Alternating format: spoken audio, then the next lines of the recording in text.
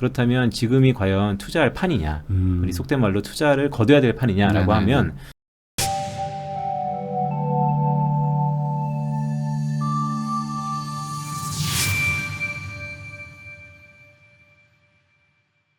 안녕하세요. 당신이 부자 되는 그날까지 응원하는 부인남입니다. 이번 시간에는 넥스트 책의 저자이시자 이코노미스트로 활동하고 계시는 두물머리의 빈센트님을 모시고 지금 뭐 미국 금리 뭐 이런 것들 사실 관심이 많으셔가지고 FOMC 얘기부터 하반기 경제 어떻게 돌아갈지 전망해보는 시간을 갖도록 하겠습니다. 안녕하세요. 네, 안녕하세요. 두물머리 빈센트입니다. 네, 그 다른 채널에서는 되게 많이 활발하게 나오시고 네. 유명하신 분이신데 저희 채널이 이제 또 처음이시니까 네. 또 간단하게 한번 소개 한번 해주시죠. 네, 안녕하세요.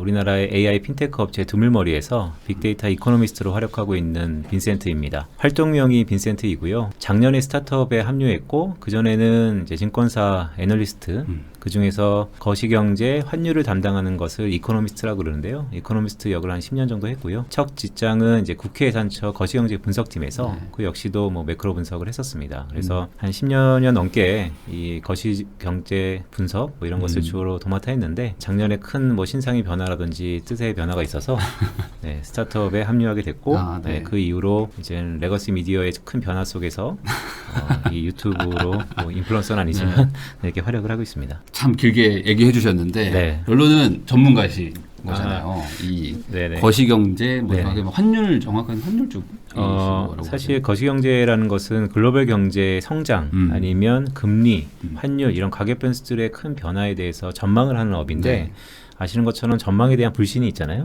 그러다 보니까 이 전망을 과연 해야 되는 거에 대한 상당한 챌린지가 있는데 그럼에도 불구하고 아까 전문가라고 소개를 시켜주셨는데 전문가라는 것은 자기의 논리대로 꿋꿋이 전망을 피는 게 전문가이거든요. 그런 의미에서 보면 꿋꿋이 전망을 피고 있다라고 할 수 있겠죠. 뭐 사실 전망이라는 게 뭐 100% 맞을 수는 없는 거잖아요. 그렇지만 이제 나름의 근거를 가지고 논리적으로 이제 접근을 하면 그게 이제 동의가 되시는 분들은 또 그 말을 또 믿으시면 되는 거고 아니면 또 다르게 생각하는 거니까 그게 조언을 해주는 거라고 저는 뭐 생각하거든요. 그것도 매우 뭐 좋은 의미의 해석인데요. 저는 전망을 왜 하느냐에 대해서는 바로미터다라는 말씀을 드려요.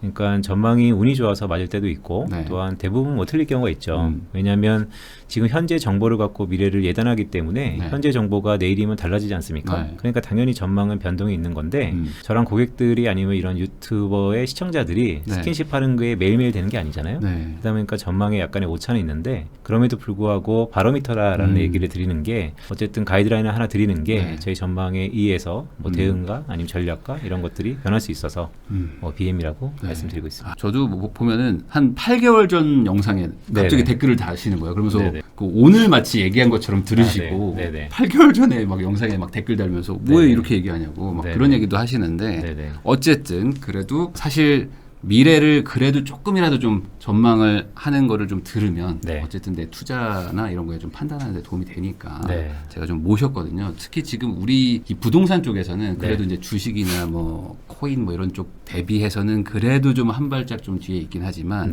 그래도 지금 금리 인상이 화두고 그러면 한국의 금리 인상은 곧 미국의 금리 인상을 따라간다 이런 얘기들이 워낙 많아가지고 좀 미국 쪽부터 좀 여쭤보고 싶은데 6월 1일에 양적 긴축을 했어요.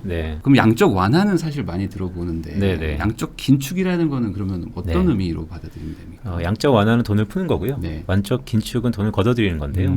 걷어들이는 방식이 단순히 돈을 꿔줘서 걷어들이는 것보다 중앙은행은 좀 더 팬시하게, 그러니까 좀 더 세련되게 이 정책을 피거든요. 그러니까 중앙은행이 유동성을 푼다는 게 시중에 돈을 주는 게 아니고 시중에 있는 채권이라든지 아니면 MBS 모기지 국채 채권 이런 것들을 사면서 거꾸로 그에 대한 반대급부로 캐시를 시중에 뿌리는 게 우리 흔히 양적 완화이거든요. 양적 긴축은 반대입니다. 오히려 갖고 있던 자산을 시중한테 팔고 오히려 캐시를 걷어들이는. 그래서 양적 긴축이라는 것은 연준이 즉 미국의 중앙은행인데요. 중앙은행이 그동안 돈을 풀었던 것을 이제는 걷어들인다라는 의미에서 꽤 의미가 있고요. 실제 6월 1일부터 시작이 됐는데 공교롭게 뭐 주식시장 관점에서 말씀드리면 우리나라는 6월 1일이 지방선거 때문에 휴장이었어요. 그래서 그 QT라고 하는 양적 긴축의 여파가 하루 정도 시차를 두고 반영이 됐는데 여지없이 안 좋았죠. 그래서 우리 증시에도 이런 글로벌 긴축 아니면 미국의 중앙은행들의 이런 양적 완화 축소 이런 것들의 영향이 좀 부정적으로 나타나고 있다라고 할 수 있겠습니다. 그러니까 지금 어쨌든 시장에서 돈을 걷어간다고 하면 네. 금융자산 쪽에서는 당연히 네. 악재로 보는 거잖아요. 일단은 좋을 건 없다라는 게 기본의 컨센서스인데 근데 꼭 그렇지만은 않아요. 왜냐하면 걷어들이는 게 100을 풀었는데 100을 다 걷어들이면 부정적이겠지만 100을 다 걷어들이진 않고 뭐 5씩 10씩 이렇게 차츰 늘려가면서 걷어들이기 때문에 그렇다면 쏠림이라는 게 항상 있잖아요. 왜냐하면 어떤 물건에서 물이 빠지고 있는데 그 안에서도 좋은 쪽으로 또 옮겨 탈 수 있다라는 게 최근에 쏠림 현상이거든요. 그래서 일단은 이전보다는 현황이 아니면 업황이 전반적으로 좋지 않다라는 것은 유동성이 걷어들이고 있으니까 좀 불안한 건 있지만 그럼에도 불구하고 뭐 전부 다 이제부터 뭐 주식을 다 팔고 전부 캐시로 뭐 바꿔야 되냐 뭐 이런 상태는 아직은 아닙니다. 그러면은 지금 이 양적 긴축이라는 게 최근에 사례가 있나요? 있었죠. 그러니까 이것도 양적 긴축이라는 게 중앙은행이 시중에 돈을 풀고 그것을 차츰 줄어들이고 그리고 금리를 인상하고 결국 지금처럼 양적 긴축, 즉 걷어들이는 이 총 4단계의 1년의 과정들을 우리가 통화정책 정상화라 그러거든요. 그게 지난 2015년부터 2019년 말까지 있었어요. 그래서 실제 QT는 2018년도에 있었기 때문에 그때 상황을 보고서 지금도 QT가 하면 그때 상황을 견주어서 뭐 전략이 어떻게 될 거다, 주식시장이 어떻게 될 거다, 부동산이 어떻게 될 거다 이렇게 대응과 전망을 하고 있는데 그때랑 지금은 조금 다른 게 있다는 건 뭐냐면 그때보다 지금이 걷어들이는 속도가 일단 빠릅니다. 아, 그래요? 훨씬 빨라요? 네, 훨씬 빠릅니다. 한 2배 정도 빠르고요. 근데 앞으로 더 빨라질 거다라고 하는 게 컨센서스이기 때문에 또한 과거 QT가 2018년부터 쭉 있었는데요. QT의 마침표를 찍지 못하고 코로나 위기가 왔어요. 다시 또 다시 한번 또 양적 완화를 한 것이죠. 그래서 실제 지금 가장 불안한 게 뭐냐면 QT를 하긴 하는데 과거 한 번의 학습 효과가 있긴 있는데 그게 정말 마침표를 찍어본 적이 없기 때문에 이번에도 마침표를 찍었을 경우에는 어떤 실물 경제에 충격이 있을지는 그 누구도 가늠할 수 없는 상태인 것이죠. 근데 속도는 또 2배 이상 빠른 상태라면은 더 예측이 안 되는 상황일 수도 있겠네요. 그렇죠. 일단은 그래서 불안감으로 인식을 하고 있고 그런데 왜 규모가 2배이냐라고 한다면 간단한 겁니다. 그동안 규모가 2배 이상 돈을 풀었기 때문에 너무 많이 풀었으니까 2배 이상의 속도를 걷어들인다라고 할 수 있겠죠. 그러면 지금 그 걷어들인다는 거에 뭐 하나로 이제 금리 인상도 어쨌든 그 카드인 것이고 그렇죠. 그러니까 미국의 연준인 미국의 중앙은행이 돈을 걷어들이는 방식이 여러 가지가 있어요. 그 중에 하나가 금리를 올려버리면 시중에 있는 자금이 예금이라든지 다른 쪽으로 빨려오기 때문에 금리 인상이라는 게 하나 있고 두 번째는 지금처럼 직접적으로 자산을 내다 팔면서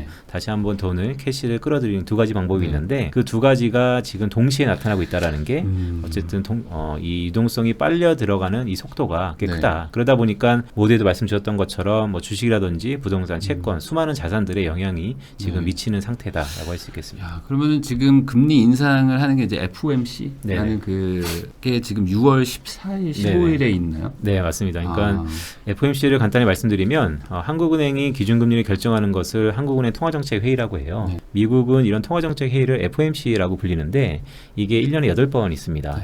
6주 간격으로 8번 있고요. 그게 6월 달에 이제 6월 14일에서 15일, 그러니까 한국 시각으로는 아마 6월 14일이 목요일인가요? 15일이 목요일인가요? 목요일 날 이제 새벽에 종료되는데 그때 지금처럼 금리를 얼마나 더 올릴지 아니면 양적 긴축의 뭐 속도를 얼마나 더 높일지 이런 통화정책의 정상화를 결정하는 회의다라고 할 수 있겠습니다. 그러면은 지금 뭐 자이언트 스텝이니 뭐 빅 스텝이니 막 이런 얘기들이 나오고 있는 것들도 결국에 이제 금리를 얼마나 더 인상할까라는 거에 대한 뭐 견해인 거지. 금리 인상은 사실상 뭐 기정사실화라고 뭐 혹시 생각을 하세요? 그렇죠. 그러니까 지금의 저처럼 페드 와처들 아니면 매크로를 보는 여러 다방면의 전문가들이 이미 6월 달에 빅스텝이라 그래서 금리를 한 번 올릴 때 0.25%포인트, 즉 25 베이스 포인트, 25 bp씩 올리거든요. 그게 베이비 스텝이라고 불리는 이유가 과거 그렇게 올렸기 때문에 우리가 어린아이가 아장아장 걸는 것처럼 베이비 스텝을 갖는다라고 해서 25bp가 통상 올리는 거예요. 그런데 지난해 5월 달부터 바로 직전에 FOMC부터 50bp씩 두 걸음씩 금리 인상의 속도를 높였죠. 그러다 보니까 우리는 이것을 빅 스텝이라고 보이는데 이번 6월 달에도 빅 스텝 50bp의 금리 인상 가능성이 이미 예고를 했고요. 근데 이번 6월 달을 떠나서 다음 회의는 7월에 있거든요. 그러니까 7월 달에도 역시 50bp 하겠다라고 하는 게 연준 내부의 발언이고 공식적인 또 시장의 컨센서스가 이런 발언들을 하면 시장의 가격 변수가 다 그것을 선반영하거든요.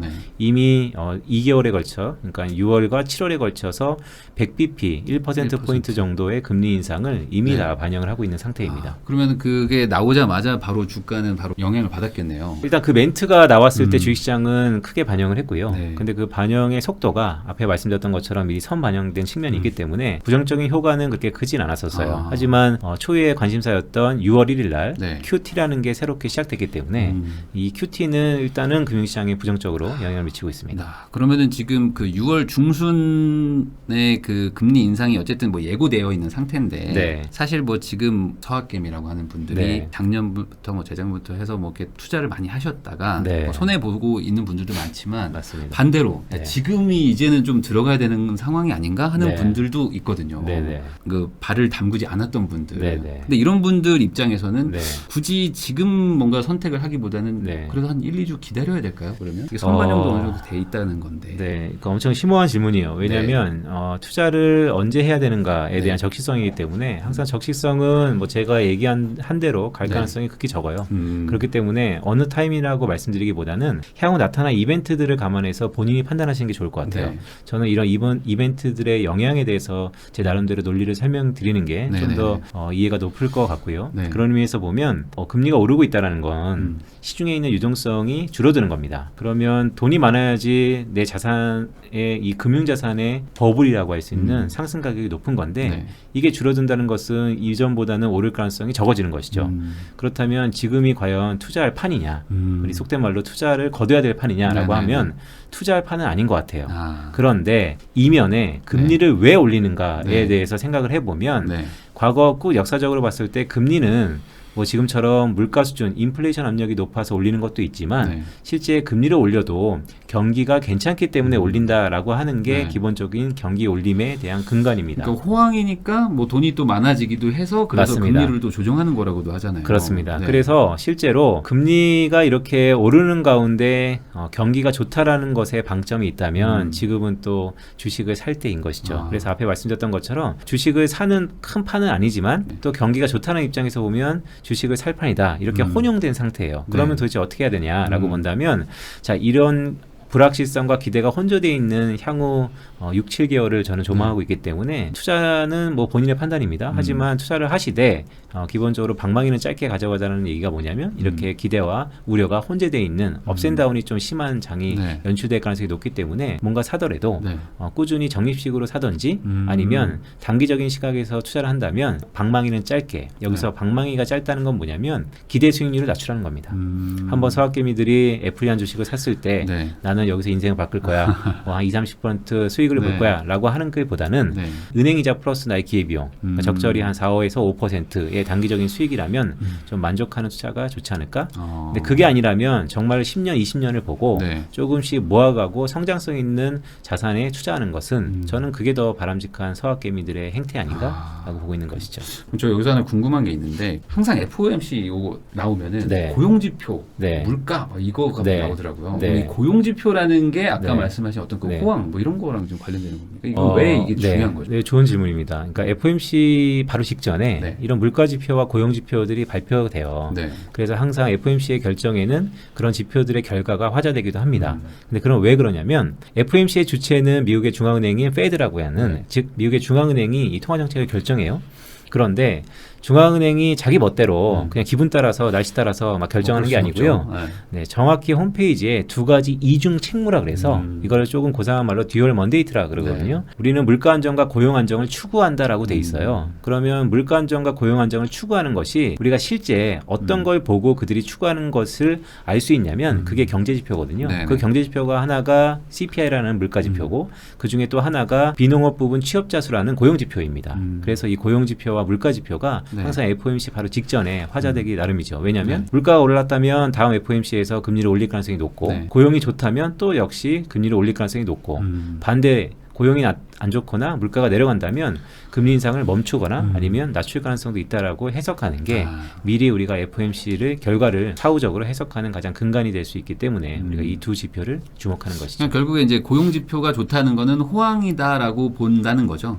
경기가 약간 호황에 가깝다. 그런데 그거는 미국에 좀 국한된 얘기예요. 왜냐하면 미국은 전체 경제에서 소비가 차지하는 게 70% 정도 되거든요. 그러면 소비는 결국에는 고용에서 나오기 때문에 그래서 고용 지표를 우리가 본다라고 보시면 돼요. 그래서 흔히 고용이 좋아도 소비를 안 하면 호황이 아닙니다. 그런 시차가 분명 발생이 돼요. 좀 복잡할 수 있죠. 그렇기 때문에 이 복잡계가 참 여러 가지 고차 방정식이 들어가 있는 통화 정책인데 어쨌든 그럼에도 불구하고 과거 히스토리칼 오래된 데이터를 놓고 보면 고용이 좋으면 결국 뭐 한두 달 아니면 두세 달 시차는 있겠지만 소비가 좋아지더라라는 것을 우리가 안고 고용이 좋으면 호황이다라고 생각을 하는 거지. 근데 지금처럼 약간의 시차는 좀 발생할 수 있다. 그래도 어쨌든 그걸로 좀 유추해 볼 가능성은 있다. 그렇죠. 이 정도라고 보면 되겠네요. 네네. 그럼 반대로 물가도 사실 뭐 이렇게도 생각할 수도 있잖아요. 뭐 그냥 일반적인 생각에서 사람들이 소비를 많이 하고 싶으니까 물건이 부족해서 물가가 오른다고도 생각할 수도 있는 건데 이 물가 지수는 어떤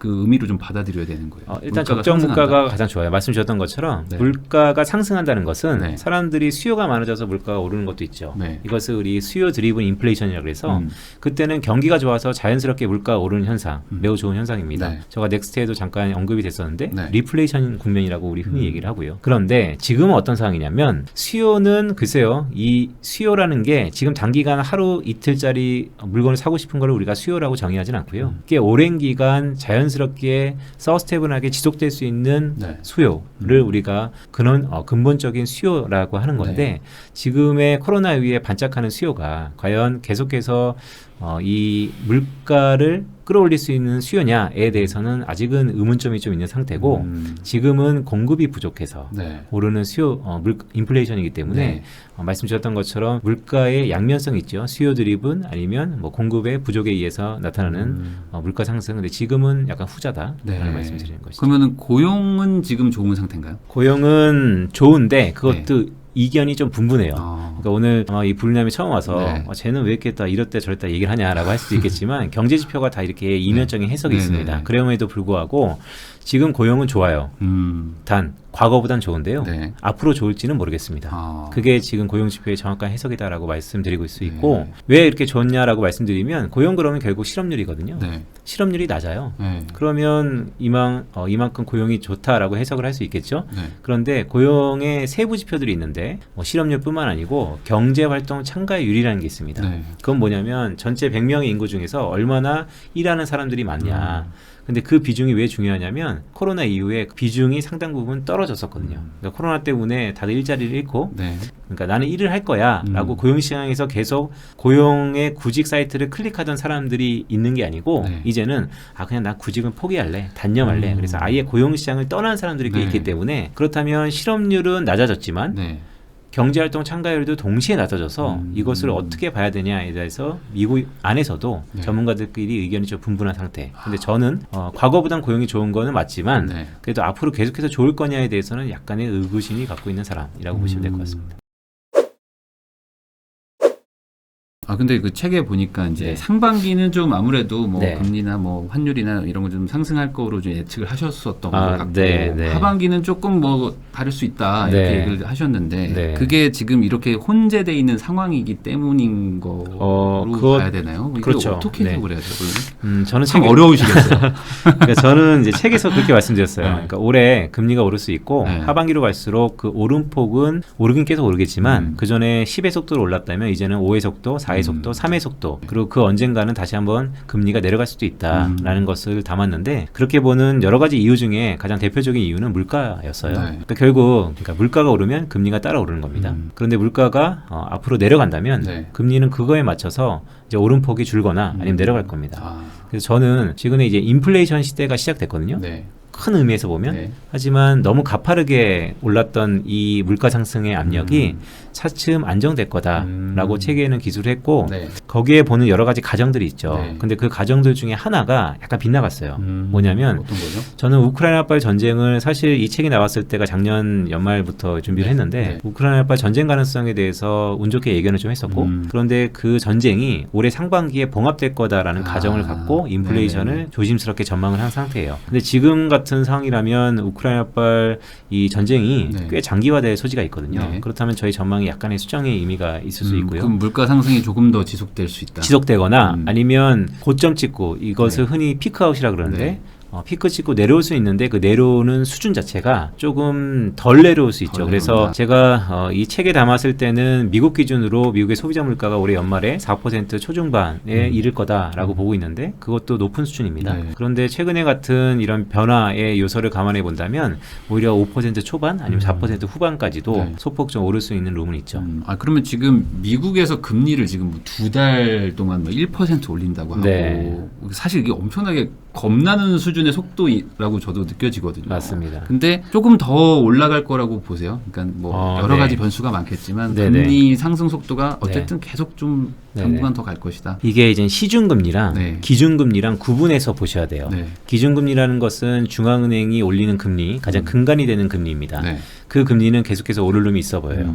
그런데 시중금리는 좀 다를 것 같아요. 네. 왜냐하면 제가 이 선반영이라는 말씀 드렸잖아요. 이미 기준금리는 이제 올려서 1%의 네네. 수준인데 미국의 시장금리라고 할 수 있는 보통 10년물 미국의 국채 수익률을 우리가 시장금리라고 네네네. 하는데 그 시장금리는 이미 3.2%를 찍고 지금 2.7에서 8% 수준이에요. 기준금리는 1%인데 선반영 다 했구나. 시중금리는 이미 3%에 네. 육박하니까 네. 기준금리는 계속해서 오를 수 있지만 네. 이 시장금리는 이미 다 반영한 상태라서 앞으로 더 오를지 아니면 내려갈지 보합일지 아직은 의문스러운 상황. 네. 그러니까 지금 금리 올라간다고 해서 그대로 비례해서 올라가지는 않을 가능성도 있다. 그렇죠. 그러면 지금 환율도 네. 사실 뭐 약간 지금은 좀 내려온 상태인데 방송하는 날 기준으로는 뭐 네. 1300 가까이 갔다가 좀 많이 네. 좀 내려온 상태인데 환율도 지금 되게 높은 편인 거잖아요. 여기서 이제 환율은 이제 원화 환율을 말씀하시는 네네네. 거고 원화 환율이 높다라는 것은 이제 달러 환율이 네. 달러 대비 원이 1,200원에서 1,300원 즉 네. 높아졌다라는 말씀이에요. 원화 가치가 떨어진 거죠. 맞습니다. 네, 원이 좀 싸진 거죠. 한국 맞습니다. 돈이. 네, 그게 이제 원화 약세라고 보는데 네. 한 3주 전일까요? 달러 환율이 장중에 1,296원까지 갔다가 1,291원으로 종가를 마감했어요. 그럼 거의 1,300원 다 간 거거든요. 네. 상당히 원화가 약해진 상황이었죠. 그런데 오늘이 이제 6월 3일 이니까 네. 2월 3일 기준으로 1240원 초반으로 내려왔습니다. 네. 50원 정도가 꽤 빠르게 내려온 것이죠. 네. 그러니까 한 열흘 사이에 원화가 꽤 강세가 된 거예요. 자, 그렇다 보니까 앞으로 원화가 어떻게 될 거냐에서 초미의 관심사인데 근데 우리가 이 원화를 왜 이렇게 관심이 많으시냐면 주식시장 입장에서 보면 결국 국내 주식을 사는 사람들은 개인이 있을 수 있고 기관이 있을 수 있고 외국인이 있을 수 있습니다. 최근 주가가 계속 빠지면서도 뉴스 플로우를 쭉 보시면 주가는 빠졌는데 이 주가를 떠받쳤던 개인들의 다 매수 자금이 많았어요. 그런데 여지없이 또 이면에 어떤 헤드라인 기사가 있냐면 도대체 외국인은 국내 주식을 얼마나 팔까? 네. 계속해서 외국인이 국내 주식을 팔고 있거든요. 네. 그런데 우리가 왜 환율을 봐야 되냐면 외국인이 국내 주식을 사면요. 네. 원화가 강세가 됩니다. 그래서 원화 강세를 갖고 우리가 외국인이 드디어 한국 주식을 사겠구나라는 이런 트리거로서 네. 우리가 환율을 좀 주목해야 된다는 말씀을 드리고 주식처 관점에서 보면 그런 의미에서 보면 지금 달러 환율이 1240원 선에 있는데 저는 다시 높아질 거라고 봅니다. 그러면은 다시 달러가 나간다는 건가요? 그렇죠. 다시 달러가 나갈 가능성이 있는데 네.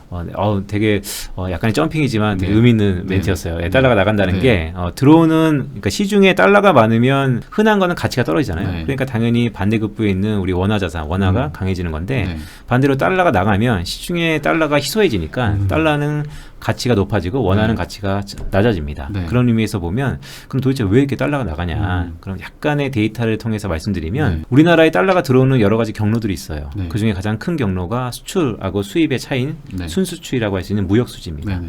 근데 최근에 무역 수지라는 게 6월 1일 아니면 5월 1일, 뭐 네. 7월 1일 매월 1일 날 공식적으로 발표가 네. 되거든요. 그런데 지금 연초 대비 계속해서 5개월 연속 무역 수지가 적자입니다. 좋은 거 아니었어요? 적자라는 건 뭐냐면 들어오는 것보다 나가는 달러가 훨씬 더 큰 거죠. 그러니까 수출은 잘 되고 있어요. 잘 되는데 그런데 어디서 나가는 거예요? 수입이 더 크게 에너지 수입에서. 가격이라든지 농산물 가격. 우리나라는 100% 순수익국이거든요. 네. 에너지를 밖에서 수입하다 보니까 지금 천정부지로 올라갔던 천연가스 아니면 네. 휘발유, 뭐 경유 네. 등등 네. 이런 원재료를 밖에서 사오는 가격이 높아져서 수출도 나름 잘 되고 있지만 수입이 더 커서 무역 수지가 적자가 되고 있거든요. 네. 그렇다면 연초 대비 계속해서 적자다? 이거는 안에서 달러가 귀해진 거죠. 네. 거기다 저는 이제 앞으로 전망인데 네. 앞으로는 달러가 좀 더 약해질 수 있는 룸이 있어 보입니다라고 말씀드렸던 여러 가지 이유 중에 하나는 아마 곧 여름부터 네. 여행에 대한 수요가 많아지고 있어요. 다들 이제 제주도를 넘어서 해외 여행을 계획하고 계셨던 분들도 많고 자가격리도 안 한다고 하더라고요. 그렇습니다. 네. 리오프닝 시대인 거죠. 그렇다면 이제 여행도 마찬가지로 무역 수지와 비등하게 네. 들어와서 외국인이 쓰는 돈과 네. 우리나라가 밖에 나가서 쓰는 돈 이것을 여행 수지라고 합니다. 여행은 적자일 것 같은데. 맞습니다. 네. 여행 수지는 만성 적자고요. 네. 코로나 때문에 락다운으로 해서 일시적인 흑자를 보이긴 했지만 그런데 지금부터 여행 수지는 적자 폭이 확대되는 것은 시간 싸움인 것이죠. 그래서 무역 수지도 적자, 네. 여행 수지도 적자 폭이 확대될 것 같고 네. 그렇다면 수급 측면에서 봐더라도 달러가 좀 귀해지겠다라고 보는 게 저희 전망 중에 하나고 거기에 플러스 이런 수급 외에도 약간 이제 경제학적 아카데미를 좀 소용하면 네. 한 나라의 통화는 그 국가의 경기 펀더멘탈을 반영한다라고 해요. 네. 왜냐하면 경기가 좋으면 통화 가치가 좋아지는 거고 강해지는 거고 경기가 안 좋으면 통화 가치가 약해지는 거지 않습니까? 그럼 지금 한국의 경제가 어떠냐, 앞으로의 전망이 어떠냐? 우리나라에서 공식적으로 한국의 경제 전망을 하는 곳이 정부도 있고 한국은행도 있는데 가장 최근에 한국은행이 한국의 경제에 대해서 전망을 했어요. 네. 올해 한국의 성장률이 3%를 전망하고 있다가 요번에 2.7%로 네. 낮췄고요. 네. 물가는 4% 후반으로 높여놨어요. 네. 그렇다면 한국 경제에 대한 어두운 전망이 나타나고 있는 것이죠. 그렇다면 앞에 말씀드렸던 것처럼 수급을 차치하더라도 네. 한국 경제에 대한 암울한 전망 이것이 그 국가의 통화는 그 국가의 펀더멘탈을 추정한다라는 의미에서 보면 통화도 약할 가능성이 있다. 그러면은 뭐 외국계 자본이 뭐 주식도 팔고 네. 어차피 또 환율도 올라가면 더 안 좋으니까 네네. 또 나가야 되고 이런 악순환이 또 일어날 수도 그럴 룸이 있죠. 있다는 거네요. 단. 근데 네. 다 그럼 안 좋냐. 네. 그런데 딱 하나 좋은 게 희망적인 얘기. 희망적인 네. 얘기. 네, 뭐냐면 보통 외국인이 우리는 국내 주식을 많이 산다라고 생각을 하지만 사실 전 세계에서 포트폴리오 투자, 즉 어떠한 큰 연기금들이 자산 배분에 의해서 하나의 자산으로서 한국 자산을 유념없이 볼 때 사실 삼성전자 같은 글로벌리 경쟁력 있는 주식도 보지만 채권을 더 우선순위로 네, 봐요. 네, 네. 왜냐하면 한국의 경쟁력이라든지 주요 흔히 동종업계라 그래서 피어 그룹이란 얘기 많이 하잖아요. 국가 간에서도 피어 국가가 있는데 그 국가 대비 한국은 상당히 높은 금리를 주는 신용도가 안정적인 채권을 갖고 있었거든요. 그렇기 때문에 항상 외국인이 국내 채권을 더 많이 사는데 최근 한국은행이 따라서 금리를 올리고 있죠. 네. 그래서 채권에 대한 유의는 아직까지는 조금 긍정적인 시각이 있다. 그럼에도 불구하고 전반적으로 수급에 대해서 달러가 좀 귀해지고 있다라는 것은 뭐 사실 이렇게 보고 있습니다. 그러면 미국에서 금리도 어쨌든 올리고 있고 네. 그러면은 그건 우리나라 입장에서는 네. 어쨌든 돈이 빠져나갈 요인인 것도 맞죠. 네, 맞습니다. 네. 그런데 약간 좀 이제 디테일로 말씀드리면 말씀 주셨던 것처럼 한국과 미국을 딱 1대1로 놓고 봤을 때 미국의 금리가 더 높으면 당연히 한국에 예금하는 것보다 미국에 예금하는 게 좋잖아요. 그런데 이 국제 시장의 이 자금들은 두 국가의 경제 규모 사이즈가 비슷해야지 그게 먹혀요.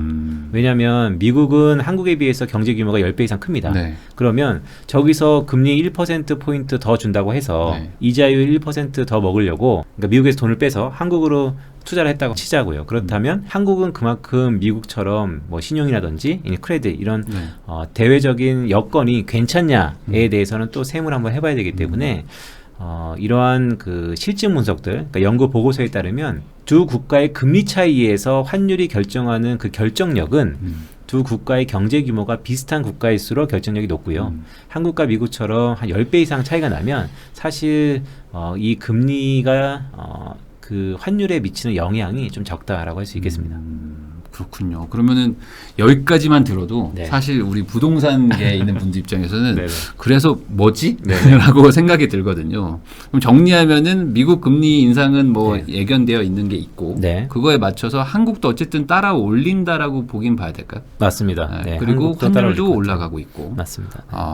그러면은 부동산 투자에 뭐 무조건 좋다고 볼 수는 없는 상황이죠. 어쨌든 금리가 인상되는 거는 맞으니까. 그러니까 부동산은 이 부익남 채널의 시청자분들이 훨씬 더 잘 잘 아실 거라 보는데 부동산은 심리예요. 네. 근데 저는 심리의 방정식 중에 하나가 결국 금리가 작용을 한다라고 보는 사람 중에 하나입니다. 왜냐하면 제가 잘 실수하는 게 이 매크로 변수인 금리이기 때문에 금리가 어느 정도 수준, 지금 낮은 수준에서 높아지는 경우에서 임계치라는 게 있잖아요. 어느 수준까지는 심리에 별 영향이 없어요. 그런데 어떤 히팅 포인트, 임계치를 넘는 순간 심리가 급작스럽게 위축될 수 있는 뇌관이기 때문에 그렇죠. 우리가 금리를 항상 유념해 봐야 되는데 이런 상태라면 뭐 연말에는 이미 5에서 6% 또 주담대가 7%까지 나타날 가능성이 높기 때문에 미리 대비할 필요는 있다라고 할 수 있겠죠.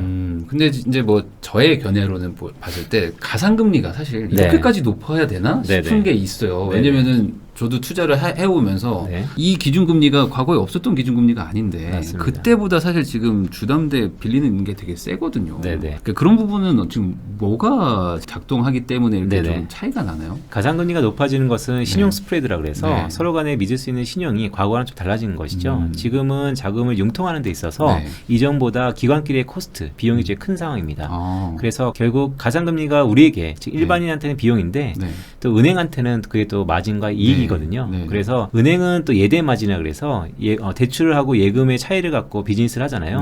그만큼 국제적으로 아니 국내적으로 자금이 줄어드는 국면에서의 가상금리는 높아질 수밖에 없는 상황인 것이죠. 그러니까 결국에는 이제 말 그대로 은행 입장에서도 돈이 결국에 내 판매 물건인데 돈 자체가 작아지기 때문에 맞습니다. 이왕 파는 거 비싸게 팔아야 된다. 그렇죠. 뭐 이왕 파는 거일 수도 있고 아니면 은행에서 대출 나가서 가장 최악의 경우는 대출 상환이 안 되는 리스크인 것이니까 그런 것들이 다 가상금리의 상승 요인으로 작용하고 있는 것이죠. 그러면은 지금 뭐 이 가상금리가 당분간은 좀 이렇게 유지된다고 보세요? 어떻게 보세요? 더 올라갈 것 같습니다. 가상금리가 더 올라간다? 그 이유는 돈이 더 수축되는 상황이기 때문에. 그렇죠. 그러니까 대외적인 거시 환경으로도 우리가 해석을 해야 되고 또 제도적인 측면에서도 해석을 해야 되는데 제가 전문의 거시적인 환경에서 보면 시중에 유동성이라는 측면에서 보면 이전보다는 유동성이 고갈되고 있어서 그렇다면 이 기준금리 플러스 가상금리, 이 신용 스프레드 이런 부분은 높아질 수밖에 없고요. 또한 저는 정치색은 없지만 최근에 윤석열 정부에서 윤석열 대통령이 이런 얘기를 하더라고요. 기자들하고의 한국의 경제가 허리케인의 초입에 들어가고 있다. 라는 얘기가 오늘 나왔던 얘기잖아요. 그런 것처럼 경제 전망이 어둡다 보니까 결국 한국도 외국에서 자금 소싱을 하는 입장에서 보면 이 가상금리가 좀 높아질 수밖에 없다. 그러면은 어쨌든 지금 한국은행 입장에서도 뭐 가상금리도 지금 높은 상태인데 기준금리도 계속 올려야 되는 상황이면은 이 시장에서는 되게 금리 부담은 확실하게 늘어난다고 봐야겠네요. 이거는 명확할 것 같아요. 지금보다 내일보다 연말이 기준금리 금리 상승에 대한 부담이 더 높아질 겁니다. 근데 그게 이제 언제까지 사람들에게 심리적으로는 크게 와닿지 않다가 어느 순간 임계점을 넘어가면서부터는 이거 좀 심각한데 하면서 심리가 좀 이렇게 축소될 수 있다. 그렇죠. 사실 저는 스트레이트포워드하게 금리 전망을 쭉 해드리는데 그게 그래서 부동산 시장의 심리의 히팅 포인트가 어디냐는 사실 블랙박스예요. 더구나 그 히팅 포인트는 각각의 자산을 갖고 있는 로케이션, 즉 위치마다 좀 다른 것이고 상황마다 다른 것이잖아요. 하지만 대부분의 컨센서스라는 게 과거에는 그랬다라는 것이 또 다른 학습 효과일 수도 있고요. 그런데 어쨌든 연말에 한국은행의 기준금리가 2.75%, 내년 6월에는 3%가 넘을 가능성이 높다라고 보는 게 저뿐만 아니고 대부분의 컨센서스예요. 그렇다면 물론 틀릴 수도 있죠. 하지만 모든 사람들이 그렇게 생각하고 있다는 게 중요한 것입니다. 내년 6월 말에는 기준금리가 3%면 지금보다 얼마나 더 높은 가상금리와 금리 수준이 있을 거냐는 우리가 한 번쯤은 생각하면서 뭐 부동산을 사던 주식에 투자를 하던 대응의 어느 근간으로서 활용할 필요는 있다라고 할 수 있겠죠. 그러면 지금 미국도 물가가 많이 오른다고는 하지만 우리나라도 사실 물가가 오르고 아까 말씀하신 것처럼 한국은행에서도 물가 상승률을 좀 높게 보고 있는데 그럼 이런 것과 이 부동산 쪽은 뭐 어떤 연관이 좀 있나요? 결국 다양한 측면에서 있지만 직접적인 연관거리는 결국 금리일 것 같아요. 그러니까 모두에 말씀드렸던 것처럼 지금 올해 한국은행이 이번 달에 물가가 5.4% 전년 동월 대비 5% 이상의 물가 수준은 상당히 높은 겁니다. 왜냐하면 한국은행에서 발표하는 이 CPI 인덱스 즉 지수라는 것은 수많은 품목들의 가중 평균이에요. 그래서 어떤 품목은 평균 5.4% 올랐다는 것은 어떤 건 50% 오르는 것도 있고요. 어떤 건 뭐 떨어진 것도 있겠지만요. 그런데 대부분 우리 실생활에서 필요한 것들이 많이 올랐기 때문에 일단 실생활에서 물가가 오른다는 것은 소비를 위축시키는 것이죠. 소비가 위축시키면 시차를 갖고 경기가 둔화되고 있고 그러면 부동산이라는 것도 결국 선순환 관계에서 하나의 자산이지 않습니까? 또한 움직이지 않는 자산이기 때문에 경기에 상당히 민감할 수도 있는데 왜냐하면 공급 곡선이라는 게 부동산은 비탄력적이라서 2, 3년의 터를 갖고 하잖아요. 근데 경기가 좋아야지 계속해서 짓는 건데 만약 경기가 안 좋다고 한다면 지금처럼 뭐 건자재가 올라서 시공사들이 지원하는 거 외에도 경기에 대한 공급이 줄겠죠. 아니면 그에 대한 영향이 미치겠죠. 뭐 이런 것들이 어쨌든 이 인플레이션 압력에 대해서 상당 부분 영향을 미칠 수 있고요. 소비 측면에서. 또 직접적으로 보면 물가가 오르면 따라서 금리가 오를 가능성이 높습니다. 그렇다면 우리가 계속해서 얘기했던 그 임계치는 어딘지는 아직은 잘 모르겠으나 이전보다 훨씬 더 금리 상승에 대한 압력이 높아진다는 것도 부동산의 이 심리에는 긍정적이진 않다. 그럴 수 있죠. 당연히 이게 금리가 올라가면은 부담스러울 수밖에 없는 게 뭐 당연히 뭐 임차인 분들도 부담스러울 수도 있지만 임대인이 아닌 그냥 실거주자들도 대출을 빌려가지고 거주하시는 분들이 분명히 있거든요. 그렇죠. 이제 이런 분들 입장에서는 똑같은 집에 살고 있는데 이자가 올라가니까 어쨌든 생활비를 낮추는 수밖에 없는 건데. 그렇죠. 근데 이제 이 앞으로 한 1년 정도의 한국 경제가 좋지는 않다라는 거에 어쨌든 전망이 좀 있으신 거잖아요. 그러면은 이래나 저래나 뭐 고용이든 소득이든 늘어나는 것에 비해서 금리 상승 속도 때문에 좀 위축이 되는 게 많을 것이다. 이렇게 보시는 거군요. 네, 맞습니다. 그러니까 그게 또 글로벌 컨센서스로 자리 잡고 있다는 게 좀 더 중요할 것 같고요. 그래서 우리 흔히 부동산의 하향 안정화를 얘기를 많이 하고 있죠. 그러니까 모든 자산이 하향 안정화를 바라고 있는데 근데 여기서 과거 우리가 경험을 놓고 보면 자산은 하향 안정화 된 적이 없습니다. 항상 부러졌지. 쭉 가다가 한 번에 딱 꺾였다는 거죠. 하향 안정화를 항상 전망하고 바라고 있지만 실제 조정 과정은 급격했어요. 그렇기 때문에 우리가 하향 안정화라는 전망이 언제든 부러질 수 있다는 전망을 어느 정도 깔고 전망하는 거기 때문에 우리가 유념해야 되고요. 이게 좀 실제적인 전망입니다. 그런 의미에서 보면 지금의 금리 상승이 결코 달갑진 않죠. 더구나 약간 이제 매크로 측면에서 여러 가지 지표를 말씀드리면 금리는 전 세계적으로 다 올리고 있어요.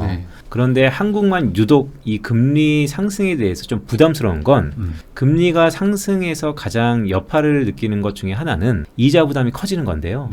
전 세계적으로 가장 이 가계, 기업, 정부, 경제 3요소를 놓고 봤을 때 부담이 가장 큰 곳이 어디냐 손꼽히는 게 한국입니다. 왜냐하면 늘상 뉴스플로우에 나오는 가계부채 가처분 소득 대비 가계부채가 이미 100%를 훌쩍 넘었죠. 그러면 지금의 이자의 부담은 훨씬 더 탄력적일 수밖에 없고 뭐 돈 있는 사람들이야 전가시키면 되고 상당 부분 이 금리 상승에 대한 압박이 이자 부담의 부담이 뭐 소비에까지 영향을 미칠 가능성이 좀 적어요. 하지만 대부분의 사람들은 100만 원의 이자가 150만 원이 됐을 때 그 여파가 꽤 크기 때문에 분명히 우리나라 경제가 파란불에서 노란불로 들어간 건 사실이다. 그러니까 뭐 지금과 같은 어떤 뭐 저금리 시대에서 막 대유동성이 막 늘어나던 것처럼 뭐 아무거나 사도 막 오르고 이런 시장은 끝났다. 그거는 뭐 끝난 것이고 이제는 뭐 좀 지역별로 뭐 물론 뭐 부동산은 뭐 다르지만 옛날처럼 뭐 막연하게 다 아무거나 사도 오를 거다 이런 상황으로 보기엔 좀 어려운 거네요. 그렇죠. 그럼 이 얘기 좀 해보겠습니다. 이 책 넥스트에 슬로플레이션이라는 내용이 있어요. 슬로플레이션이 어떤 의미입니까? 의미 없어요. 그냥 제가 만든 겁니다. 왜 만들었냐면 그러니까 인플레이션 시대가 도래했어요. 그럼 인플레이션이라는 것이 온다라는 것을 하나의 디폴트로 놓고요. 그다음에 성장에 따라서 우리가 국면을 정의할 수 있는 것이거든요. 인플레이션이 오르는데 성장도 따라오른다. 이거는 아까 모두에 말씀드렸던 것처럼 묻지마 투자가 가능한 리플레이션 시대입니다. 지난 1년이 그랬습니다. 사실 다 풍요롭죠. 그리고 눈 감고 던져도 엔간하면 다 올랐던 시기가 있었고요.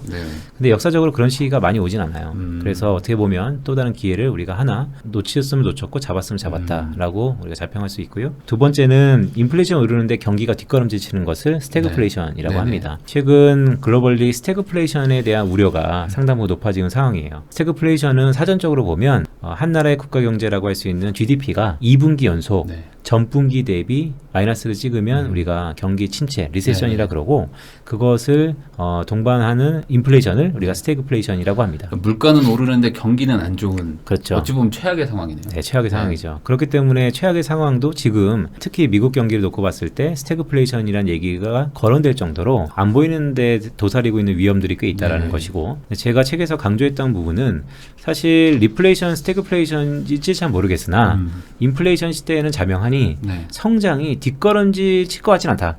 다만 이전에 5%로 성장했다면 지금부터는 4, 3, 2, 1 이 성장의 속도가 좀 슬로우 될 수 있어서 그런 의미에서 우리가 슬로우플레이션이라고 정의를 하자라는 말씀을 드리고 있는 것이죠.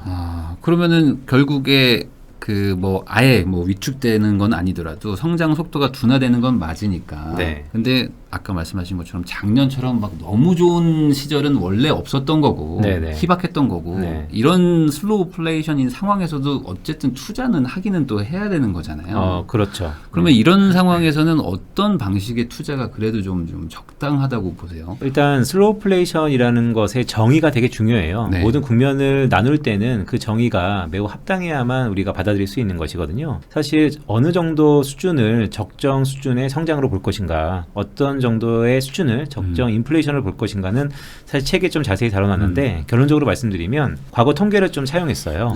한국을 빗대서 얘기를 드리고 싶었지만 오랜 히스토리컬 데이터를 갖고 있는 게 미국이기 때문에 과거 1960년대 이후에 지금까지 미국의 히스토리컬리 데이터 중에서 슬로우플레이션 국면을 뽑아서 부동산, 그다음에 채권, 주식 이 세 가지 자산이 과연 얼마나 수익률이 좋고 나빴냐를 셈해 보니까 역시 주식이었습니다. 부동산은 딱 한 2번 정도가 안 좋은 적이 있었어요. 그래서 전체적으로 전반적으로 다 수익률이 좋았던 것은 주식이었다. 그래서 슬로우플레이션 시대에도 주식에 투자하자는 말씀을 드리고 있고요. 그러니까 굳이 이제 자산군을 뽑자면, 근데 그 안에서는 이제 그 다음부터는 섹터의 전망과 전략인데 인플레이션 시대에 기업들이 투자를 하거든요. 이건 매우 중요한 겁니다. 우리가 지난 뉴 노멀이라는 시대가 있었잖아요. 결국 성장도 낮아지고 물가도 낮아지고 금리도 낮아지는 우리가 자연스럽게 새로운 형태의 균형이다 그래서 뉴 노멀 시대가 있었는데요. 코로나 이후에 작년을 기점으로 저는 뉴 노멀 시대는 이제 끝났다라고 보고 있습니다. 그렇기 때문에 새로운 국면에 접어드는 건데 그러면 우리가 인플레이션 시대예요. 인플레이션 시대는 간단히 말씀드려서 자고 일어나면 물가가 올라요. 그럼 기업 입장에서는 계속해서 물건을 팔기 위해서 투자를 하겠죠. 그래서 인플레이션 시대의 투자는 기업의 숙명이자 그렇게 투자하는 기업의 투자를 또 우리가 해야 됩니다. 그러니까 주식을 사야 된다는 얘기죠. 근데 지금 인플레이션 시대가 딱 왔는데 기업들이 투자를 안 하고 있어요. 일단 첫 번째 너무 갑작스럽게 왔고요. 두 번째 인플레이션 뉴노멀에서 인플레이션 시대로 접어드는데 지금 과도기입니다. 과도기에 기업들이 투자를 하는 것은 물가가 오르는데 투자하는 건 맞는데 거기에 플러스 알파 하나가 더 보완이 돼야 돼요. 그게 뭐냐면 경기에 대한 긍정적인 전망입니다. 그래야지 마음 놓고 투자를 하죠. 투자하는데. 맞습니다. 근데 지금 딱 어떤 상황이냐면 스태그플레이션도 막 얘기했잖아요. 그러니까요. 그러니까 경기 전망이 좋지 않아요. 한국도 모두에 말씀드렸던 것처럼 이제 성장률을 낮추고 있잖아요. 그래서 제가 감히 말씀드리면 도대체 언제 투자해야 되느냐. 오늘 부인 나와서 이 한마디만 좀 듣고 가시면 좋을 것 같아요. 뭐냐면 인플레이션 시대에 투자하는 기업에 우리는 투자하는 기업의 주식을 사야 됩니다. 그런데 기업이 언제 투자하냐가 되게 중요한데요. 기업은 경제 전망이 좋아질 때 투자합니다. 그렇다면 우리가 할 수 있는 건 뭐냐면 또 제가 드릴 수 있는 건 뭐냐면 경제 전망이 지금은 계속해서 하향 조정돼 있어요. 앞으로도 몇 번 더 하향 조정될 겁니다. 안 좋다고 하니까 계속. 이게 턴 어라운드 될 때 미리 우리가 그 시기를 조망할 수만 있다면 그때쯤이 아마 주식을 살 타이밍이다라고 말씀드리는 거고 그것조차도 불안하시면 경제 전망치가 계속해서 내려가다가 한 번 올리고 두 번째 올릴 때 이제는 올라갔다라고 좀 더 가능성이 높을 때 그때 투자하는 기업의 주식을 사자라는 말씀을 드리고 거기에 좀 더 첨언해서 드리자면 앞으로 기업들은 어디에 투자할까 이것이 향후 먹거리입니다. 예를 들어서 자동차 기업들 중에서 내연기관보다는 전기차에 있는 기업들이 더 투자를 활발히 하겠죠. 그리고 더 나아가서 지금처럼 화석연료에 중점적으로 하는 기업보다는 신재생 관련된 에너지들이 하는 기업들이 좀 더 투자를 하겠죠. 그런 의미에서 보면 앞으로 뉴 이코노미라고 하는 이런 신산업에 투자하는 기업들을 흔히 우리의 성장 기업들이죠. 그런 기업들의 중장기적으로 그들 기업들이 투자하는 것을 감안해서 우리가 그 주식들을 살 타이밍이다. 그러면은 결국에 뭐 경기 하향이 반전될 때, 그 하향 전망이 반전될 때가 뭐 가장 적기라고는 볼 수 있는데 그거를 뭐 기다렸다가 보기에는 또 주식은 또 선반영 뭐 이런 개념이 또 있잖아요. 맞습니다. 그러면은 그걸 어떻게 맞출 수 있는 거예요? 언제쯤 아까 말한 좀 한 번 좀 늦게 들어가도 된다? 너무 딱 맞추려고 하지 말고. 매우 좋은 질문이에요. 네. 왜냐하면 그거 기다리다가 네. 날 샌다라는 네. 얘기죠. 네. 그런데 기다리셔야 됩니다. 왜냐하면 그것은 기다리지 않고 섣불리 했다가 더 네. 큰 화를 받을 수 있고요. 물론 주식은 선반영합니다. 네. 그런데 막 이런 거잖아요. 그러면 그거 전망치가 상향 조정할 때 기다려서 네. 살려고 봤더니 주식은 미리 선반영에서 좀 올라 있는데 네, 네. 늦은 거 아니냐? 주식은 바닥에서 살 수 없어요. 우리가 항상 무릎에서 사는 것도 럭키입니다. 네. 그런 의미에서 보면 적어도 기업이 투자에 나서는 이 경제 전망치가 상향 조정되는 그 시점 좀 느리더라도 네. 안전하게 가자. 그러면 최근에 그 뭐 5대 대기업 그룹이라고 해야 될까요? 네네. 뭐 그런 그룹들이 막 동시다발적으로 지금 막 다 투자를 하겠다 앞으로 향후 네. 몇 년간 맞습니다. 투자하겠다고 막 하는 것들도 있는데 네네. 그러면은 지금 한국 주식 쪽에서 투자를 해볼 만한 기회라고 봐야 되나요? 이게? 그런데 그것도 이제 그다음부터는 스페시픽하게 세부적으로 우리가 전망인 것이죠. 자, 늘상 네. 정권 초기에는 다 투자한다고 해요. 한마디씩 하나요? 네. 네. 근데 그게 실제 얼마나 가는지에 따라서 방금 뒤에서 작가님들이 웃으셔가지고 네, 뭐 그럴 수 있습니다. 네. 그런데 최근 보면 삼성전자와 현대차가 네. 꽤 막대한 양으로 한국이 아닌 미국에 투자를 네. 한다라고 얘기를 했죠. 네네. 그것이 시사하는 바를 우리가 잘 봐야 됩니다. 결국 국내 경제에 대한 성장에는 기여를 좀 덜하겠지만 미국 경제에 대한 성장에는 기여를 하겠죠. 근데 그게 배합할 게 아닌 게 결국 우리는 거기서 나오는 부가가치를 배당으로 가져오면 되는 것입니다. 네. 그래서 그 주가에 대해서는 투자 관점에서는 좋다. 물론 국내 투자했으면 훨씬 더 좋았겠죠. 네. 그런 의미에서 우리가 접근하는 게 좋을 것 같고 또한 최근에 현대중공업이라든지 아니면 GS, 이런 롯데 이런 기업들이 바이오 산업에 또 투자를 단행하고 있어요. 네네. 그러니까 다 이게 뭡니까? 반도체, 바이오, 다 미래 먹거리입니다. 네. 그래서 인플레이션 시대에 네. 이 기업들이 슬슬 투자를 하고 나섰는데 그게 실제 좀 더 가시적으로 속도를 내는 것을 보고요. 네. 신사업에 투자하는 기업들을 잘 추려서 투자하는 게 가장 이상적인 투자가 아닐까? 그럼 아까 말씀하셨던 것처럼 어쨌든 뭐 가장 많이 궁금해하는 뭐 주식이 뭐 보통 뭐 다 삼성전자로 뭐 대표되니까 삼성전자가 어쨌든 미국에 투자도 한다고 했고 뭐 대규모로 투자를 지금 계속 한다고 하는데 그러면 결국에 반도체가 우리나라 먹거리인 건 뭐 사실이잖아요. 네. 이 반도체를 뗄래야 뗄 수는 없는 건데 그럼 이 맞습니다. 반도체 쪽은 어떻게 보세요? 결국에 그쪽의 네. 뭐 전망이라고 해야 될까요? 네. 반도체 투자하는 거? 사실 반도체의 전문가는 제가 아니에요. 네. 그렇기 때문에 제가 주로 흔히 우리 군대 용어죠. 주특기라고 할 수 있는 네. 이 매크로 분석에 대해서 네. 또한 지금의 국면을 어느 관점에서 바라보냐에 대해서 해석을 해보도록 하겠습니다. 네. 저는 코로나 이후에 지금의 국면이 뭐 인플레이션 국면이자 신냉전 시대의 초기라고 보고 있습니다. 그러니까 이데올로기의 또 다른 변형이라고 보고 있고요. 네. 그런 의미에서 보면 과거 차이메리카라고 제가 책에서도 언급했지만 중국이 값싼 제품을 생산하고 그거를 끊임없이 향유하는 미국의 소비가 상사회적으로 서로 간의 윈윈 전략 이게 차이메리카라고 저는 부르고 있는데 그게 깨진 지가 꽤 됐어요.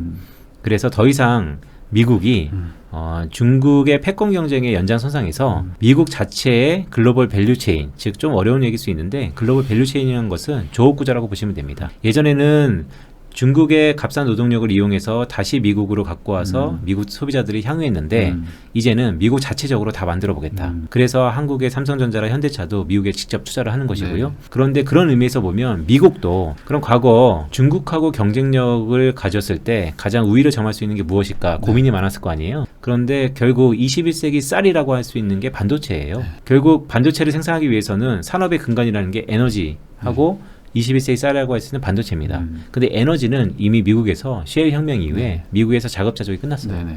그러면 또 다른 저는 이것을 안보자산의 변화라고 보는데 미국의 안보자산이 석유에서 반도체로 바뀌었다라는 측면에서 미국은 반도체 산업을 스스로 육성하기 위해서 상당 부분 기여를 할 겁니다. 네. 거기에 필요한 게 지금 우방국인 대만과 한국이에요. 그래서 저는 이 반도체 산업은 앞으로 마켓 사이즈 자체가 좀 커질 거라고 보고요. 그래서 반도체도 좀 이렇게 구분해 보면 설계하는 쪽에 팹리스가 있고 네. 실제 생산하는 것에 파운드리 쪽이 있는데 한국은 사실 이 설계보다는 생산 쪽에 좀 더 특화돼 있어요. 그래서 그게 대표하는 기업이 대만의 TSMC와 한국의 삼성전자인데 그런 의미에서 보면 한국의 삼성전자도 이 미국 주도의 글로벌 밸류체인의 재편, 즉 반도체 산업이 미국 주도로 재편된다는 것이죠. 거기에 일부 링크가 돼서 상당히 긍정적으로 본다라고 네. 말씀을 드리고요. 다만 항상 그렇게 긍정적일 수밖에 없는가에 대해서는 한 5년 뒤 아니면 10년 뒤에 얘기할 수 있는데 네. 저는 한 번쯤은 생각해보고 투자하자는 말씀드려요. 어떤 생각이냐면 영원한 동지도 영원한 적도 없는 것처럼 그게 실리주의고 외교입니다. 그게 신냉전의 또 다른 색깔이고요. 그런 의미에서 보면 지금 미국이 당장 스스로 반도체를 만들 수 있는 여력과 여건이 안 되기 때문에 러브콜을 보내고 있는 한국의 대만의 네. 업체들이지만 언젠가는 미국이 처음부터 끝까지 다 할 거다. 그래서 그런 의미에서 이미 네. 시동이 걸렸다. 인텔을 중심으로 네. 상당히 이 파운드리 쪽에 M&A를 단행하고 있다. 네. 또한 정부의 보조금 자체가 정책적으로 인텔을 밀어주고 있다. 그렇다면 지금은 삼성전자가 필요하니까 네. 상당 부분 러브콜을 보내면서 삼성전자의 상당 부분 큰 힘이 되겠지만 어느 순간에는 네. 우리도 모르게 인텔이 TSMC와 삼성전자를 뛰어넘는 그런 파운드리가 될 것 같다라는 조심스러운 생각을 갖고 있어요. 그러니까 설계 쪽은 미국에서 다 할 수 있는데 네. 실제로 제품 생산은 지금 잘 안 되잖아요. 네. 그리고 이제 삼성이랑 뭐 치킨 게임 하면서 다 이겨버렸는데 맞습니다. 이거를 다시 재편할 것이다. 네. 어쨌든 재건한다. 네. 그때까지 이용당하는 거일 수도 있다는 거잖아요.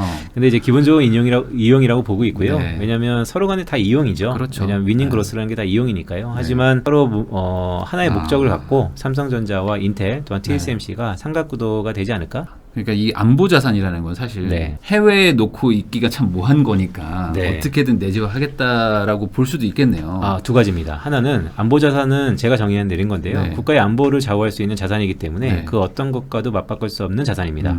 그런데 실제 미국의 셰일 혁명이 터지기 전까지만 하더라도 네. 미국은 이 석유가 제1의 안보 자산이었는데 실제 석유가 미국 내에 없었어요. 있었는데도 여러 가지 이유로 추출을 하지 않았었죠. 네.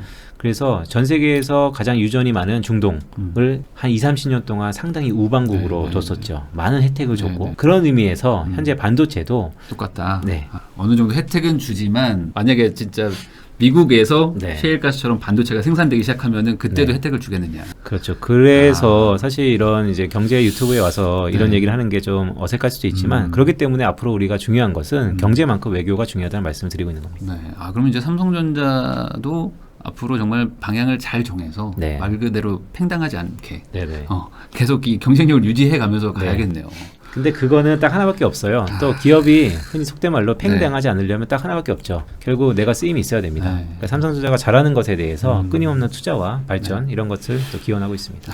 그러면 결국에 반도체라는 것 자체 시장성은 좋은 거잖아요. 그렇죠. 이거는 뭐 사실 뭐 어떤 분들은 쌀이라고 표현도 하지만 이게 21세기 뭐 미래의 석유다. 이게 네. 다시 한번 원유라고도 하는 분들도 많기 때문에 한국에서 지금 석유가 나오는 거나 마찬가지라고 말씀도 하시는데 그러면은 아마 여기까지 들으면 이제 구독자분들도 이런 생각이 들 것 같아요. 그러니까 그럼 반도체는 좋다. 이거는 뭐 다 이견이 없으니까. 그러면 횡당할 수 있는 위험이 있는 한국 반도체 기업과 그럴 리가 없는 미국 반도체 기업들 둘 중에 그러면 투자를 미국 쪽에 해야 되는 건가? 라는 생각이 들 것 같기도 하거든요. 네.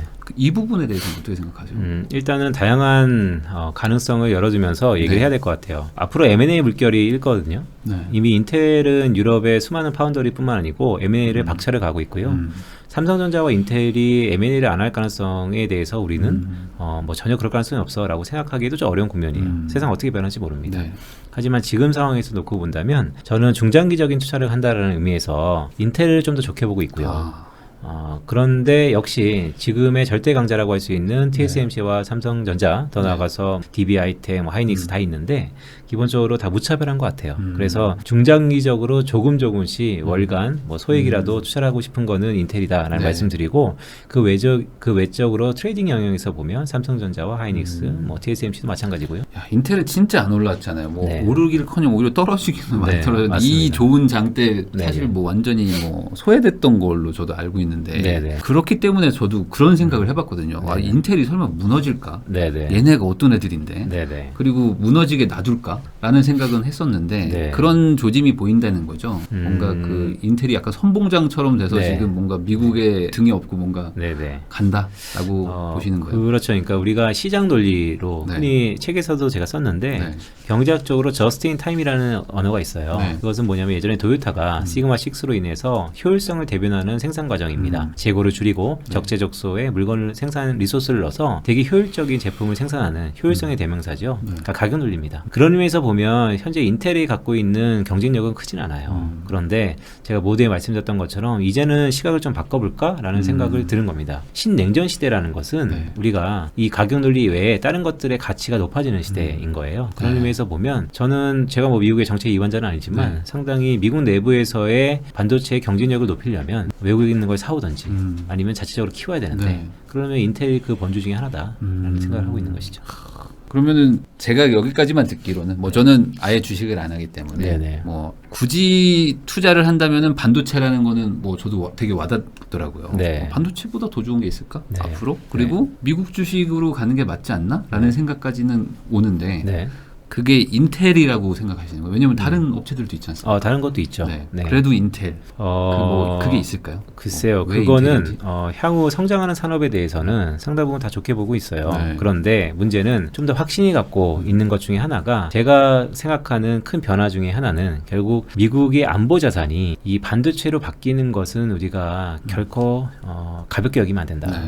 왜냐하면 미국의 수많은 에너지 기업들의 이 성장성과 최근에 사우디 아람코가 결국에는 지금의 가격대와 이 레퓨테이션을 가질 수 있는 가장 큰 원동력은 결국 미국이 석유 자산이 안보 자산이었기 때문이다라고 저는 해석을 하고 있어서요. 그런 의미에서 보면 지금의 인텔사도 상당히 좋은 시각에서 보고 있다. 그러면 지금 뭐 미국 반도체 관련해가지고 투자하셨다가 많이 힘든 분들 많은데 좀 그래도 기대감을 가져볼 만은 하겠네요. 뭐 투자는 개인들이 하시는 거죠. 근데 저는 모두에 말씀드렸던 것처럼 바로미터를 이런 논리에서, 이런 의견에서, 이런 근거에서 제시해드린다. 환율이 안 떨어져서 참 큰일이에요.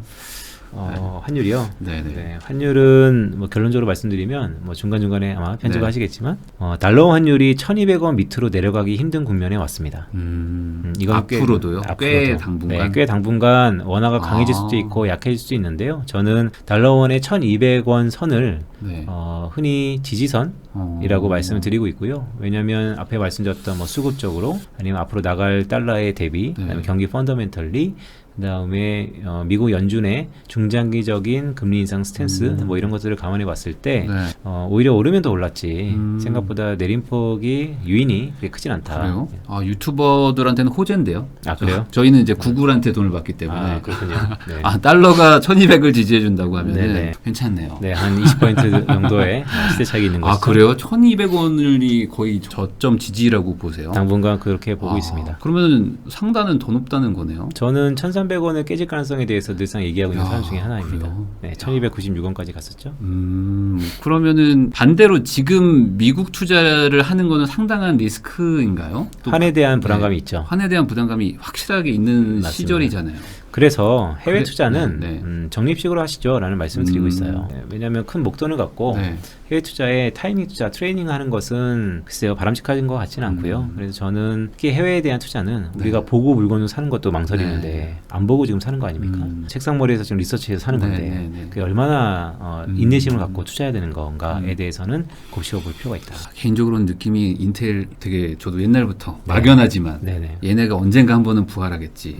AMD처럼. 한 번은 오지 않을까 생각하고 있었는데 이런 얘기를 들으니까 또 구글에서 받은 돈을 다시 한번 미국에 넣어야 되지 않나 생각도 좀 드네요. 말 나올 때 해야 됩니다. 그러면 우리 시청자분들도 뭐 주식도 투자하시고 뭐 코인도 하시고 부동산도 뭐 다 하시는 분들도 많기 때문에 지금 뭐 대단히 불안한 시장이라고 생각들 하시고 앞으로 어떻게 될지 되게 혼란스러워 하시는데 그런 분들을 위해서 뭐 마지막으로 한마디 좀 해주실 수 있다면. 저는 뭐 투자 철학이 있어요. 경험은 최고의 스승입니다. 하고 싶을 땐 다 사는 게 좋습니다. 결국 경험이 본인의 투자 철학을 만들기 때문입니다. 그러니까 잃어도 봐야 된다. 그렇죠. 그러니까 감내할 수 있는 손절은 나중에 큰 밑거름이 된다라고 보고 있고요.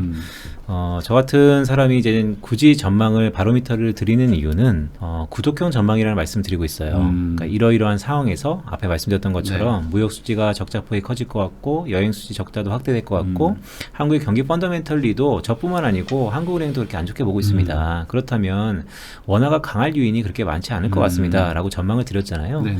그런데 공교롭게 올해 한 3, 4개월 뒤에 무역 수지가 원자재 가격이 내려가서 네. 흑자로 돌아선다든지 아니면 여행 수지가 적자폭이 높을 것 같았었는데 뭐 또 다른 네. 이유로 인해서 오히려 더 중국인들이 왕창 들어와서 네네. 또 흑자로 변한다든지 이러면 전망이 바뀌는 거예요. 그래서 구독형 전망이라는 말씀을 꼭 드리면서 네. 하나의 바로미터가 됐으면 좋겠다라는 바람을 갖고 있습니다. 그러니까 전망이라는 건 바뀔 수 있다는 게 당연한 것이고 네. 그러니까 지금 현 상태에서의 예측인 거지 변수가 변하면 당연히 전망도 바뀌는 것이다. 그러니까 이제 꾸준히 이거를 이제 업데이트 하시면서 그때그때 대응하라.